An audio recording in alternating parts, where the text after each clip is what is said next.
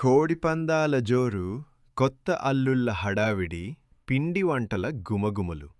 సంక్రాంతంటే కేవలం పండగ మాత్రమే కాదు, అదొక ఎమోషన్. ముఖ్యంగా మన గోదావరి జిల్లాల్లో ఈ సందడి చూస్తుంటే కళ్ళు చాలవు. మరి ఇంతటి వైభవంగా జరుపుకునే ఈ సంక్రాంతి విశిష్టత ఏంటో ఈరోజు మన వీడియోలో తెలుసుకుందాం.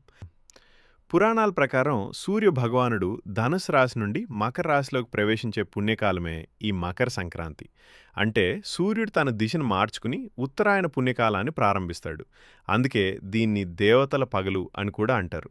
అంతేకాదు, భగీరథుడు తన పూర్వీకులకు మోక్షం ప్రసాదించడానికి గంగమ్మను భూమిపైకి తెచ్చిన రోజు కూడా ఇదేనని మన పెద్దలు చెప్తారు. ఇక మన గోదావరిలో తెల్లవారక ముందే వినపడే ఆ హరిలో రంగహరి అన్న నామస్మరణ, అబ్బో, ఆ ఫీలింగే వేరు.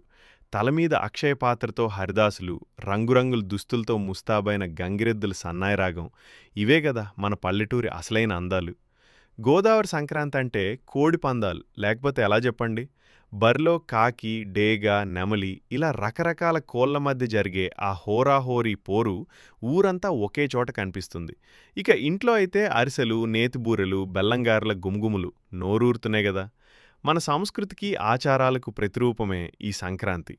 అందుకే ఈ పండగ మన అందరి జీవితాల్లో కొత్త వెలుగులు నింపాలని కోరుకుందాం.